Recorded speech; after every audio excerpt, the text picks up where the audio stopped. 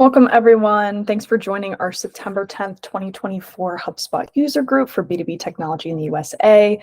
Joining us today is the one, the only famed HubSpot Academy professor, Adriti Gulati.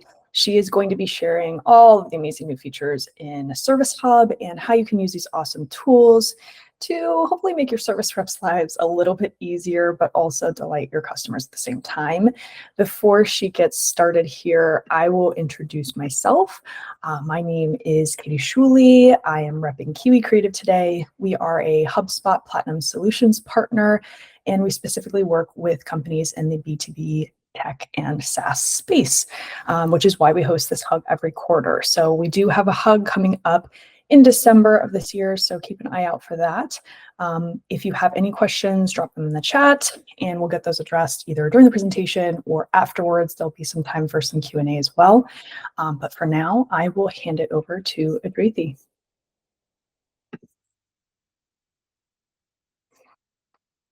So I create education on all things HubSpot. I dabble in a couple of different topics, but one of my absolute favorites is customer service in Service Hub. So I'm so excited to be here. Along with customer service, I can talk forever about dog training. If you hear any barks, please just know that I am trying. I spent this last weekend playing some pickleball, watching the US Open, some of my favorite hobbies, and I can also talk forever about customer education. Now, speaking of, for folks who are familiar with HubSpot Academy in the chat, please let me know what lessons, certifications, courses you've taken recently. I always love to know what people are watching. But for folks who might not be as familiar, the vision of HubSpot Academy is to empower a global learning community through content, experiences, and credentials so that we drive adoption, maximize career potential, and scale HubSpot's capabilities up market. We do this by creating short and long form education that's both product agnostic, meaning it does not touch the HubSpot tool, so things like our inbound certification, and of course, product specific. So things like our Service Hub software certification. And you can check out all of that education at academy.hubspot.com. Nothing in the chat? No one's taken any Academy certifications, lessons? Come on, guys. I know, Emma, you probably have. Okay, I'm waiting for those. There we go. I'm waiting for those to come in. So now that that's out of the way, let's chat some housekeeping. So I'm going to go through these slides, couple live demos. We'll probably have maybe 40-ish minutes of content. And then, of course, at the end, there will be time for questions. So please put them in the chat. We'll make sure to get them at the end. As many of you probably know, one of the hardest parts about presenting virtually is just talking into sometimes what feels like a void. So I love chat banter, people sharing their own experiences, questions. Please put that in the chat. We have about 25 folks in here, and I want to be all best friends by the time we're out of here. So please make sure you're using that chat. And then lastly, we will have the recording and slides available to you post-event. So if you have to hop early, if you want to share it with anyone on your team, you are able to do so. So today's agenda, we've already done our welcomes, our intros. We're going to dive straight into setting the stage on customer service. We're then going to do a couple live demos. I was telling Katie earlier, I generally don't do live demos. I more rely on screenshots, on pre-recorded videos. But the stuff we're talking about today is just too good to not do it live. So if there is a bit of a loading time, or maybe something's not working 100% because some of these tools are still in beta, just give me a little grace. But I do think that the stuff we're talking about today does warrant a live demo. And then, of course, after that, we'll wrap up with a Q&A. So with that, let's get started with setting the stage on service. We're going to talk a little bit about where we've been, where we're going, and how HubSpot's Service Hub can help us reach our goals. So to start, I want to take us on a customer service journey. In the chat, give me a couple words on what customer service used to look like maybe 5 years ago. I'm not moving on until I see that chat.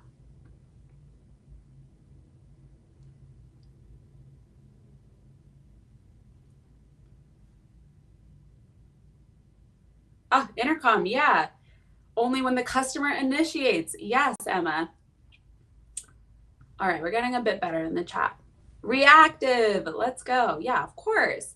So as Becca mentioned, customer service was incredibly reactive. If you as a customer needed any help, you needed to be the person to seek it out. And there was likely only one way for you to reach that company, which was through the phone. And if you ever did get a hold of someone, it would, one, probably take a while.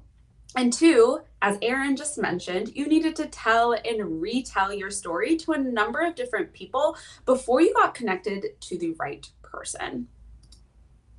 But luckily, all of this is more or less a thing of the past because today our customers have those pretty high expectations. And if your customer success team is not meeting those high expectations, your customers are likely just gonna go find another solution that does.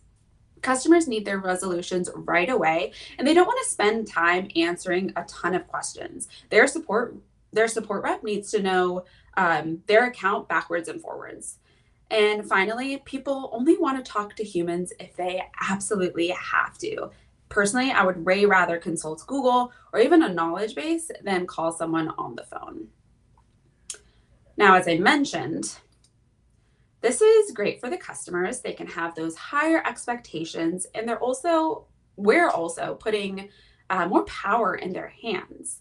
But on the flip side, it also makes our job as customer success professionals a lot harder.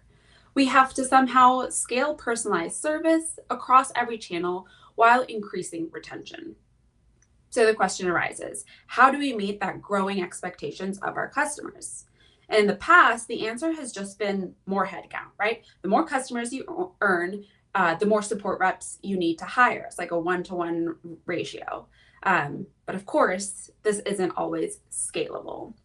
So if we want to break this mold, if we want to not just rely on headcount, you can meet your customers' high expectations through using Service Hub. And that's really what Service Hub, especially with this relaunch, is set out to do. It's to make even your small customer support or service teams feel huge.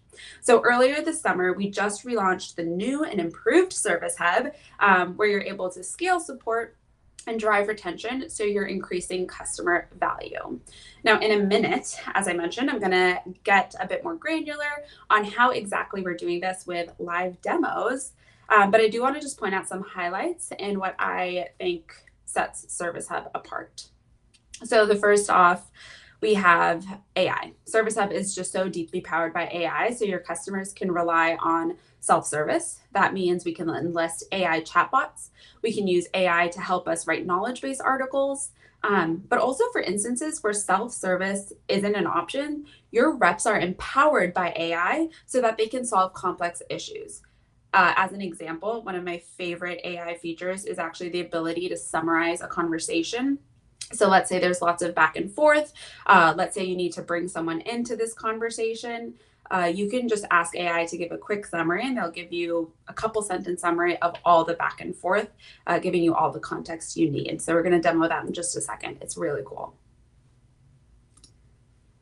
The next is that Service Hub provides an omnichannel experience. So your customers can reach out on whatever platform they prefer, and you can respond still knowing all of the context, because switching from channel to channel is literally just a click of a button. You can go from email to live chat. You can also make phone calls directly from HubSpot. And then finally, the best part of Service Hub, and actually just HubSpot, in my opinion, is just like how deeply connected it is to the CRM. All of your customer-facing teams can work out of HubSpot. So your sales, marketing, your account reps, all of those folks are in one system, making collaboration really easy.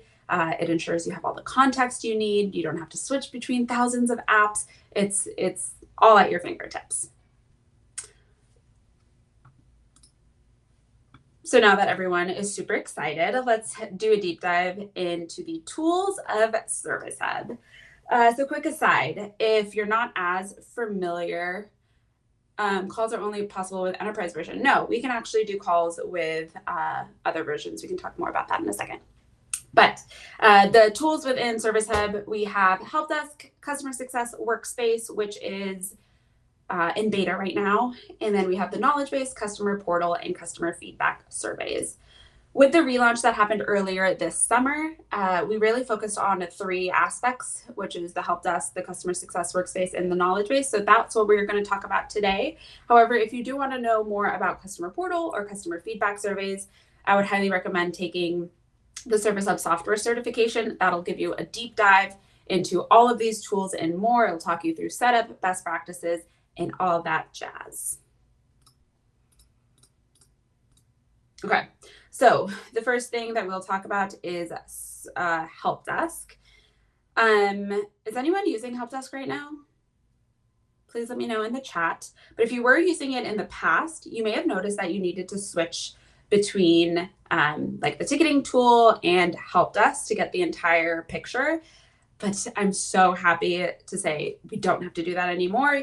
You can do it all within just help desk. You can manage all of those customer inquiries in that one workspace with all the tools that your support team needs. This is the biggest change and the win for help desk, in my opinion. It's also omni-channel. You can respond to chat, email, even socials through help desk. It's so deeply connected with the rest of your CRM. So you have that 360-degree view. And then also, we have a pretty robust SLA and routing rules so that 1, we know that your tickets are being answered quickly, and 2, that they're being answered by the right person. So with that, let's get into it, shall we? You're still seeing my screen? Okay, great. So to get to your help desk, go to workspaces, and then we're just going to click into help desk. And the first thing that you'll see is all of your tickets in the middle here. You can have the channel, the ticket name, the owners, ticket tags, etc. And you can also move all of these columns. So you can rearrange them in a way that makes sense to you. And also you can just edit these columns. So this is completely personalized for your experience. You can add whatever you want or take it away. And you can also set up team views. So if you're in a leadership position and you want to make sure that your reps are all seeing the same thing, you can do so in your settings. On the left-hand side here, we have all of the views that HubSpot has given. These are just some basic ones that are assigned to me, unassigned. You also have things, you can see what you've sent in the past too.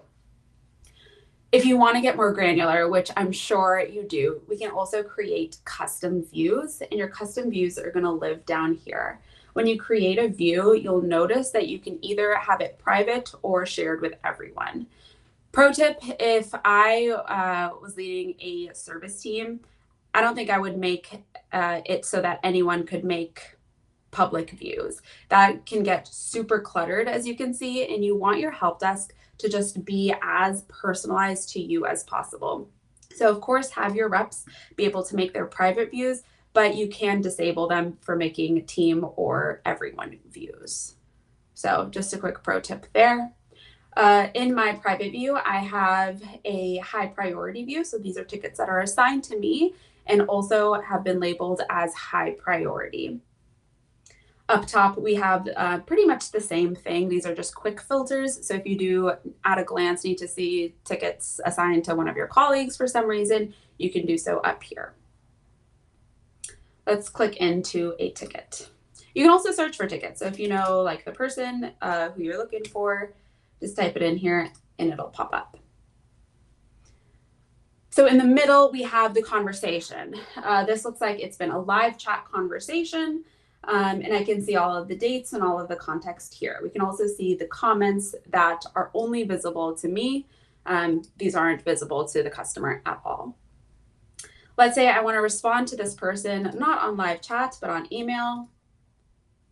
Just a click of a button and it's going to go straight to the email. And you can see I still have all of the context of that live chat right here.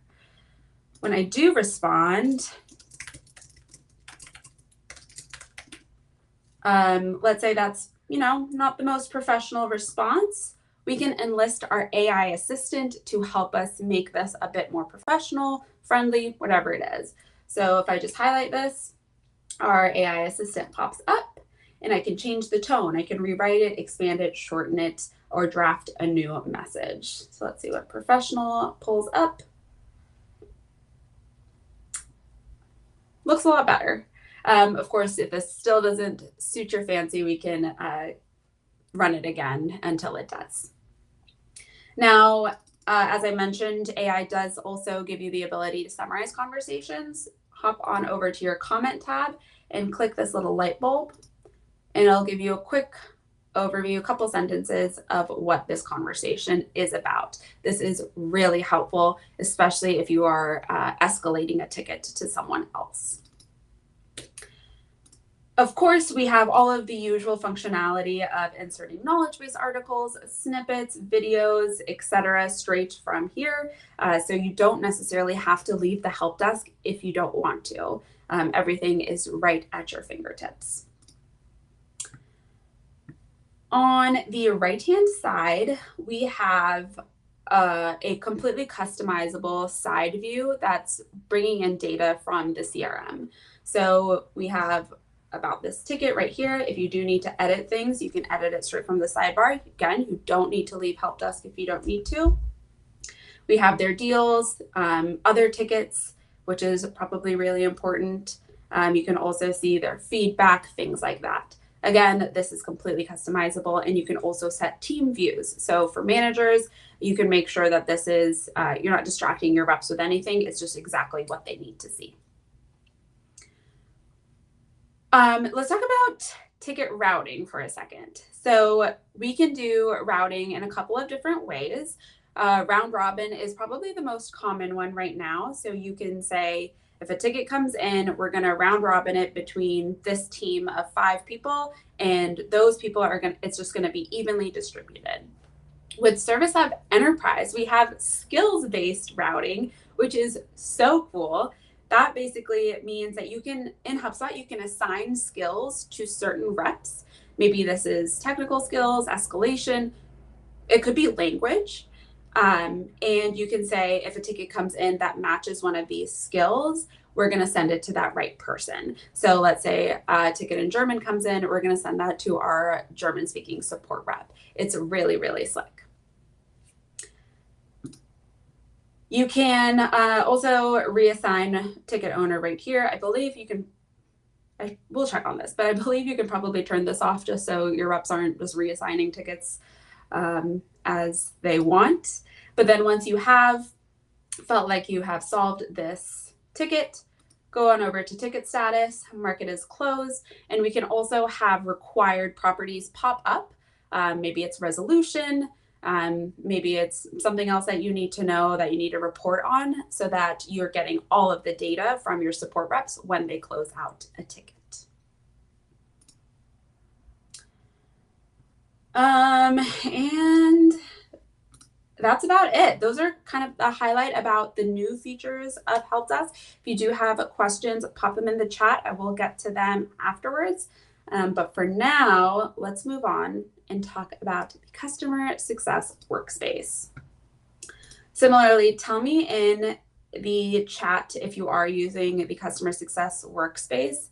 I imagine fewer folks are using it just because it's in beta, but I'd be really interested to hear if you are. And HubSpot is just so excited because for the first time, we're moving beyond support and we're building out dedicated tools and spaces and experiences for customer success and account management teams. Now, this has been such a long time coming and such a huge request from HubSpot users, and we're just getting started here. So this is V1 and it's still in beta, so definitely more to come. But let's talk about it for a bit.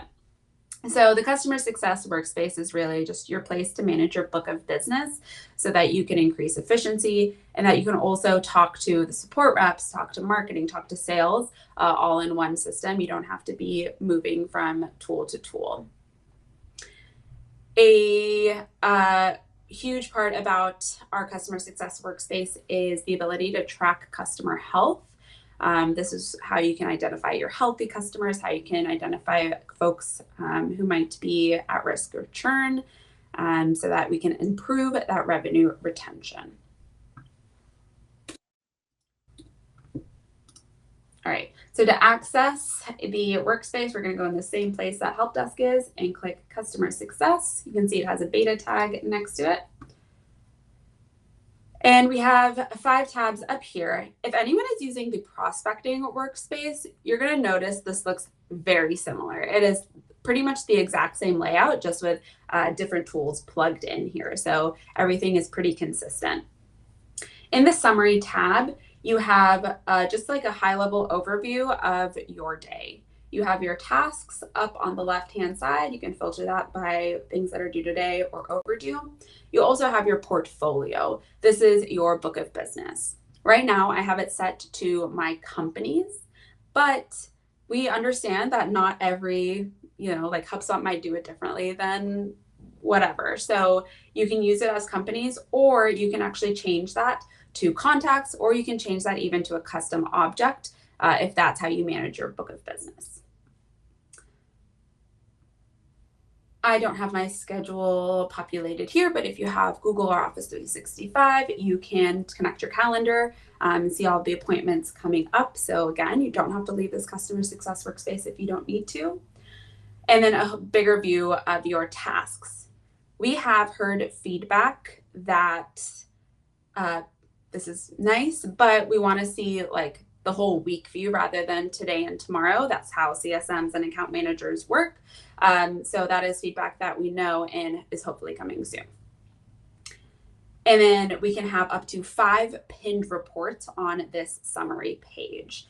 One of the coolest things about these reports is these AI insights that are available for all of the reports. So let's say you just need a quick summary of it. Maybe reading reports and graphs isn't your forte. Really rely on these AI insights because I think they're gonna be able to provide you with a lot of good insights, for lack of a better word. Next, we'll move over to portfolio. You can click View Companies or Portfolio. It'll bring you to the same place. And this is your book of business. So it looks very similar to the Help Desk. As you can see on the left-hand side, there are some HubSpot given filters. Then, of course, you can create your own.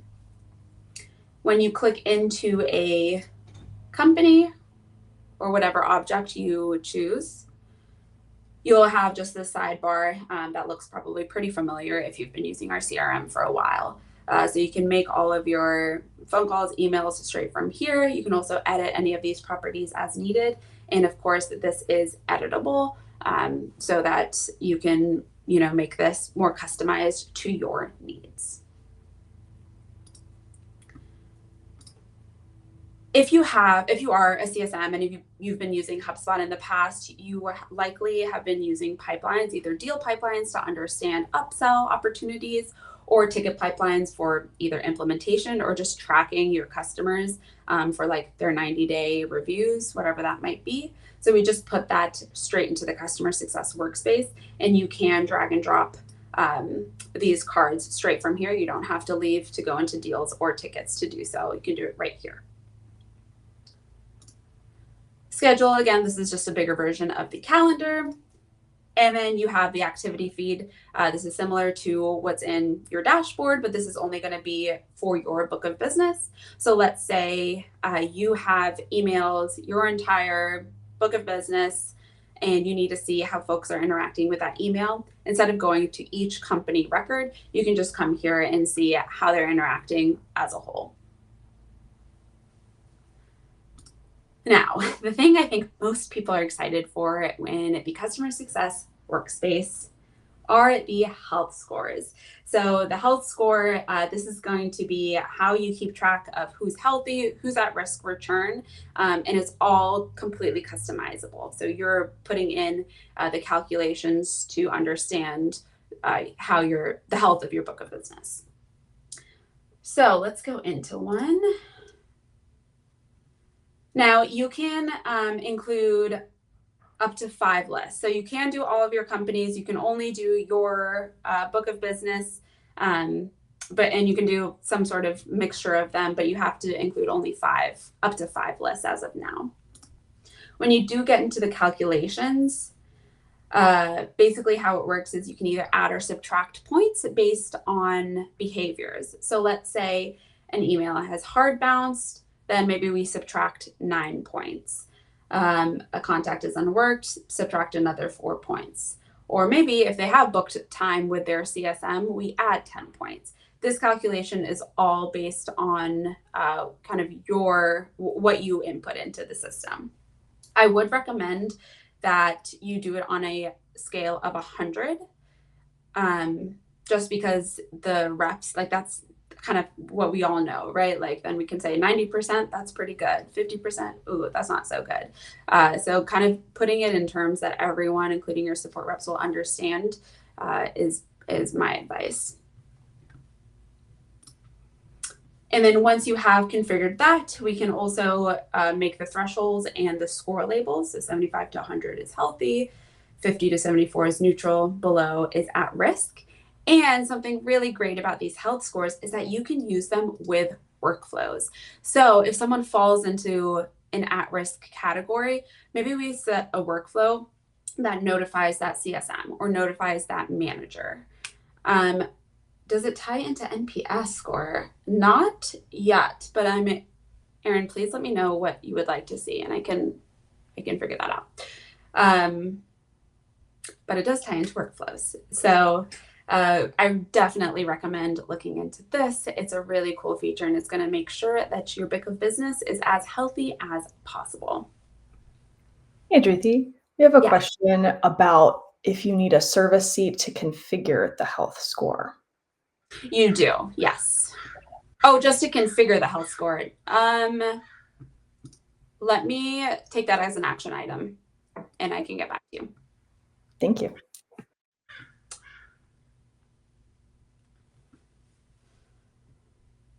All right. Keep the questions coming. If I don't have an answer for you, especially for things that might be in beta, I will definitely follow up. I'll get your email address and make sure that we get everything squared away.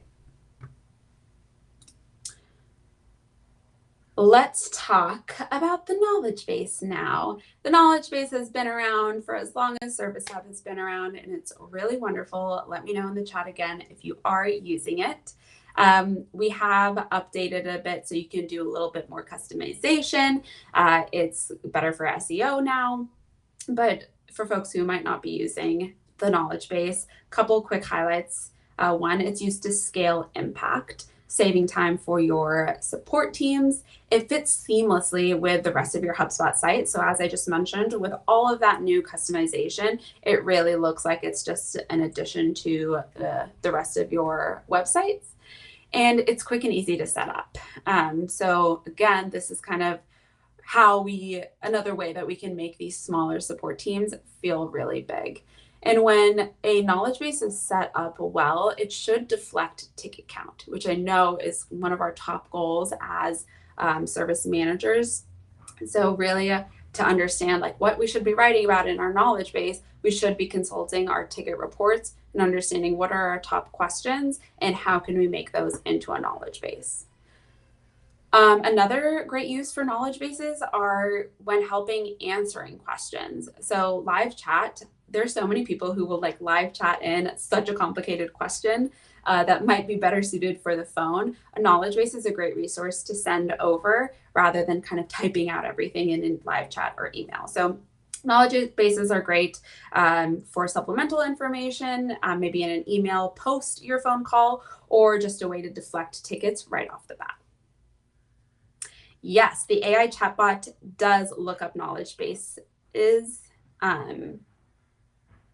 I don't and close the ticket if the customer says it solved their problem. It won't close the ticket by itself, but it will consult the knowledge base and send over answers via live chat.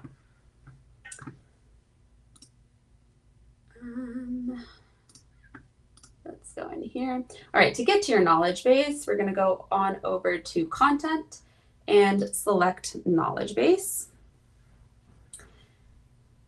And this is kind of your knowledge base home page. You can customize the template, as I mentioned. So we have a lot of great options to customize everything. This also, I believe, works with the brand kit. So if you already have that set up, we can you can just add it and not have to worry about all of the customization. I'll talk about the analyzing topics in just 1 second. When you go to create your article, HubSpot does a pretty good job kind of guiding you through what to put where. I have seen people avoid their knowledge base or creating a knowledge base just because they don't identify as writers. It's a lot, like they just don't know where to start. And I think HubSpot does a good job of like making it very easy step by step. And I also will say, you don't have to be a good writer to write knowledge base articles. Like, we're not looking for jokes. We're not looking for like funny intros. We just, I mean, if you know how to solve a problem, you can write a knowledge base article. Really, it's not that deep. When you are writing a knowledge base, what we recommend is using a question as a title. That really helps with SEO. A lot of folks will just go to Google and type in their entire question. So that's going to help them find your article sooner. A subtitle, just quickly putting an answer if it is something that can be answered within a couple of sentences.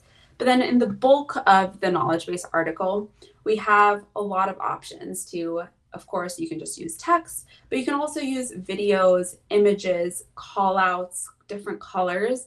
People learn in different ways, and there are some topics that are more complicated than others. So I would highly recommend using a variety of visuals in your knowledge base articles to ensure that you are solving for all of your learners.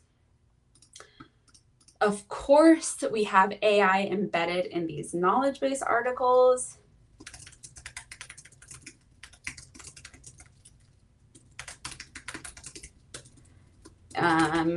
And if you highlight it, an AI little sprocket will appear. And we have the same options that we did in our help desk. So we can rewrite it, expand it, shorten it, or change the tone.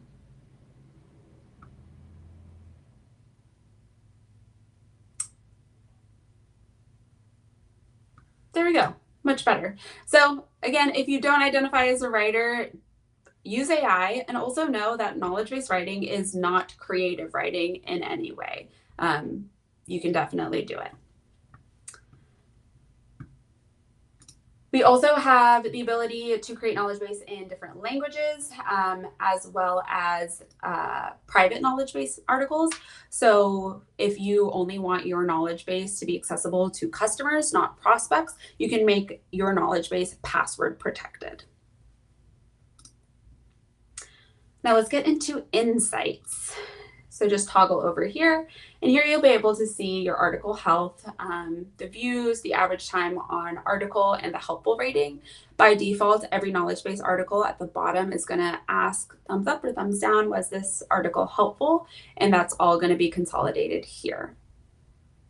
We also have reports for searches and search terms with no results. So I would really look at this one to understand what you should be writing about.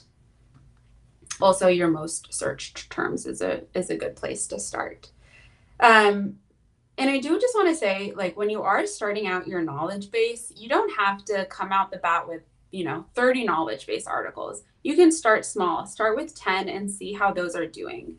If you are just starting out, make sure that people know about your knowledge base too. Put it in your email signature. Make sure your support reps are sending out knowledge base articles as much as they can so that your customer support reps, your customers are empowered to help themselves through this tool.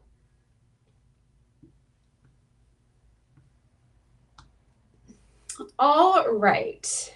So I know I went through that pretty quickly.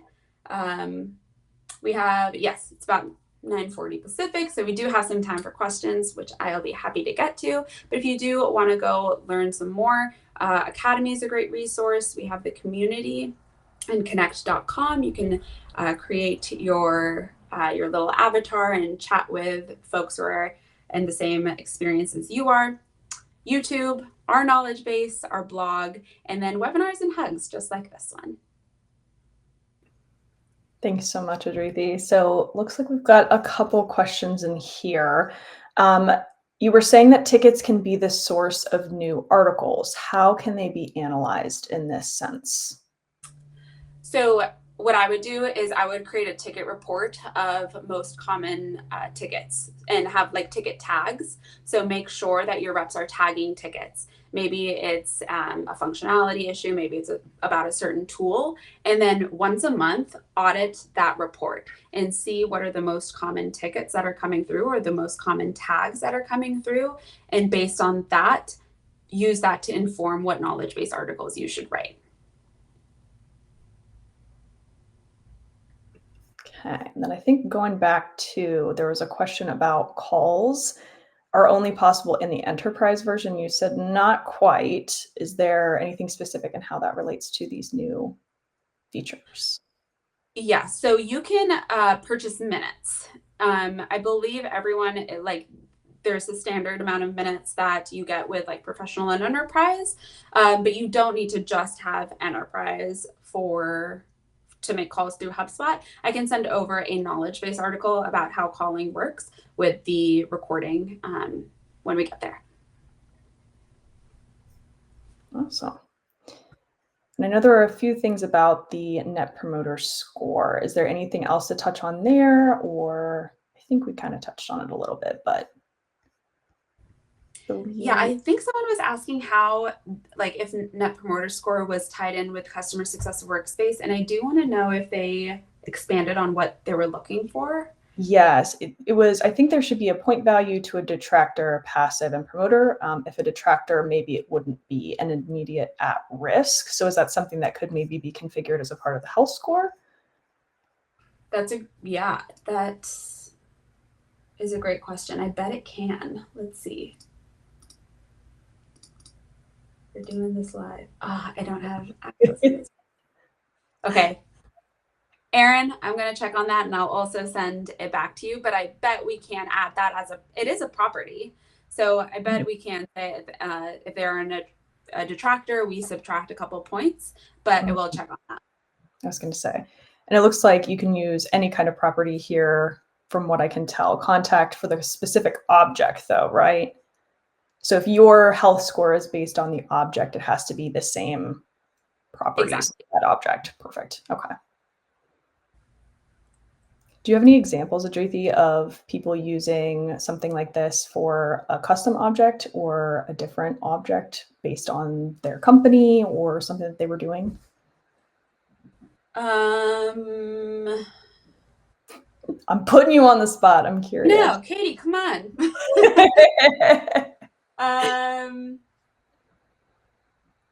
Actually, no. Everyone who I've talked to has been using it from the company level.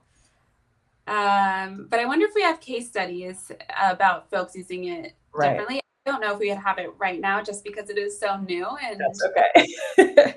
too many people are using it, but you're going to be the first person I come to when I find someone. That's perfect. I know people just love to have examples of how other people might be using it and what their objects use it for. So that'd be curious to see what that's like. That's such a good plug for connect.com. Like if you do want to know more about how other people are using it, go set up your account on connect.com because that's just kind of our open forum of people chatting about best practices. Yes, absolutely. Okay. I haven't seen any other questions in here. Does anyone else have anything else for Adriti here? Or anything else they want to see specifically while she's got it open? Anything in HubSpot, Katie. Anything in HubSpot. Well. Love using Service Hub as an internal resource is so true, Emma. So true. It doesn't have to just be for external. It can be internal as well. Oh, there we go. Any sessions you recommend to inbound that relate to Service Hub? Yes, I do actually. We have Academy Labs. They are workshops basically, and we have one that's cross hub adoption. So if you have Service Hub and marketing or Sales Hub as well, we're going to talk a little bit about how they all intersect and some automation that will really make it easy for to transfer kind of companies from sales to service. We also have just specific. So that's cross-hub adoption. We'll also talk marketing. And then we also have just a specific one for sales to service. So based on your, like what tools you have and also what your interests are, I would definitely check out our Academy labs. Perfect. Okay. Any other final questions? Give it a minute. I know I speak faster than I type, so I'm trying not to let everybody get hanging out here. Okay. I don't think we have any more in the chat that have been unaddressed, but I just wanted to say, if there's anything else that we can answer for you, that's fantastic. I'm sure Adriti would be able to send articles, connect on LinkedIn, whatever it may be. Of course, you can always check her out on the actual academy too. But I do also want to plug as well, just a really great piece, dives into how marketers can actually use Service Hub. And we'll send that out with the recap email along with the video recording and slide deck. But thank you everybody for joining. Thank you for all of the amazing questions. Make sure you check out Inbound. And of course, thank you, Adriti, for taking the time to review everything with this crew, answer all these questions. Everybody, I hope you have a fantastic day, and we will address anything else after the fact. But have a wonderful day, everyone. Thank you, everyone.